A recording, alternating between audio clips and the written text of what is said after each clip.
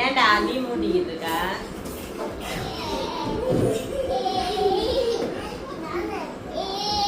தள்ளி விடுறியான்.